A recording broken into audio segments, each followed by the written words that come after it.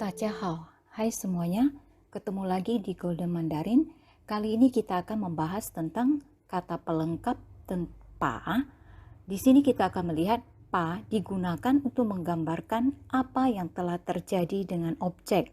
Susunannya adalah subjek tambah pa, tambah objek, tambah kata kerja, tambah kata sifat, tambah le dalam kurung, artinya boleh ada kata le, boleh tidak ada.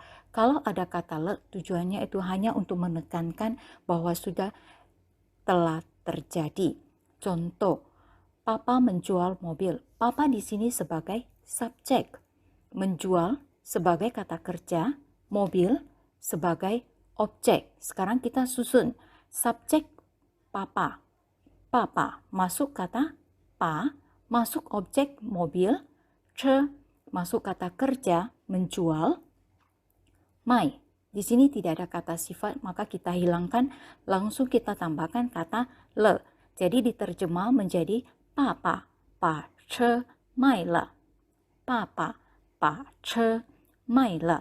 Sekarang kita akan melihat contoh yang kedua. Murid menghapus bersih papan tulis. Murid di sini sebagai subjek. Menghapus sebagai kata kerja, bersih sebagai kata sifat, papan tulis sebagai objek. Sekarang kita akan menyusunnya. Subjek murid, 学生, masuk kata pa, masuk objeknya papan tulis. Hei pan, masuk kata kerja menghapus. Cha, masuk kata sifat bersih, kancing. Baru masuk kata le. Jadi diterjemah menjadi 学生把黑板擦干净了。学生把黑板擦干净了。Sekarang kita akan melihat pemakaian kata pa bila disertai dengan keterangan tempat. Susunannya adalah subjek tambah pa, tambah objek, tambah kata kerja, tambah cai, tambah keterangan tempat, tambah posisi. Contoh, adik meletakkan uang di bawah bantal.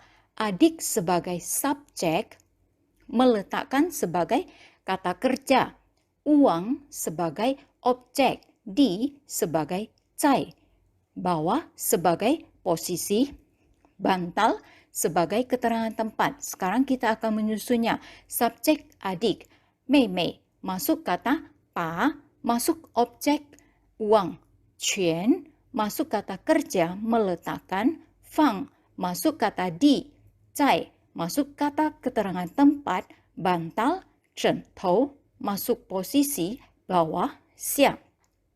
Diterjemah menjadi 妹妹把钱放在枕头下。妹妹把钱放在枕头下。Sekarang kita akan melihat contoh yang kedua. Ibu memasukkan bunga di dalam pot. Ibu sebagai subjek memasukkan sebagai kata kerja, bunga sebagai objek, di sebagai cai, dalam sebagai posisi, pot bunga sebagai keterangan tempat. Sekarang kita akan menyusunnya. Subjek ibu, mama, masuk kata pa, masuk objek bunga, huar, masuk kata kerja, memasukkan, cha, masuk kata di, cai, masuk keterangan tempat, pot bunga, hua ping, masuk posisi dalam, li. Jadi kalau diterjemah akan menjadi mama pa huar ca zai hua ping li. Mama pa huar ca zai hua ping li. Sekarang kita akan melihat bentuk kalimat negatif dengan menggunakan pa. Dalam kalimat negatif, kata yang boleh mengikuti kata pa adalah meiyo, tidak. You-nya dalam kurung yang artinya boleh dipakai, boleh tidak dipakai. Pie, jangan, puyao, jangan diletakkan sebelum kata pa. Susunannya adalah subjek tambah meiyo atau pie atau puyao, tambah pa, tambah objek, tambah kata kerja, tambah kata sifat. Sekarang kita lihat contohnya. Saya tidak memakai topi. Saya sebagai subjek tidak, 没有, memakai sebagai kata kerja, topi sebagai objek. Kita akan menyusunnya. Subjek saya, 我, tidak, 没有, masuk kata pa, masuk objek topi, 帽子, masuk kata kerja, memakai, 戴上, diterjemah menjadi 我没有把帽子戴上，我没有把帽子戴上。Atau bisa kita terjemah menjadi 我没把帽子戴上，我没把帽子戴上。Dua-duanya boleh. Kita akan melihat contoh yang kedua. Kamu jangan merusak barang saya. Kamu sebagai subjek.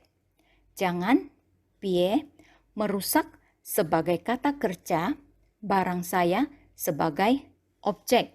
Kita akan menyusunnya. Subjek kamu, 你, masuk kata jangan, 别, masuk kata pa, masuk objek barang saya, 我的东西, masuk kata kerja merusak, 弄坏, diterjemah menjadi 你别把我的东西弄坏，你别把我的东西弄坏。Sekarang kita akan melihat bentuk kalimat tanya dengan menggunakan kata pa. Bagaimanakah caranya? Di sini dikatakan susunan yang dipakai untuk kalimat tanya adalah sama dengan susunan untuk kalimat positif maupun negatif. Hanya dengan menambahkan kata tanya sesuai dengan apa yang mau kita tanyakan. Contoh, apakah papa menjual mobil? Diterjemah menjadi papa 把车卖了吗? Karena kita bertanya apakah, maka kita pakai kata ma. Yang kedua, adik meletakkan uang di mana? Diterjemah menjadi 妹妹把钱放在哪里? Karena ditanya di mana, maka kita pakai kata 哪里. 妹妹把钱放在哪里? Ketiga, siapa menyusun bunga di dalam pot bunga? Kita pakai kata tanya siapa. Diterjemah menjadi 是谁把花插在花瓶里？是谁把花插在花瓶里? Karena kita bertanya pakai kata tanya siapa, maka kita pakai kata 是谁. Jadi dalam kalimat tanya yang menggunakan kata pa, sebelum kita memakainya, maka terlebih dahulu kita harus mengerti bagaimana cara pemakaian setiap kata tanya. Apakah harus diletakkan di bagian depan ataukah harus diletakkan di belakang. Sekarang tiba kita pada latihan. Di sini ada 5 soal yang diberikan. Silakan kalian kerjakan dengan menggunakan kata pa. Sampai di sini perjumpaan kita kali ini. 大家再见。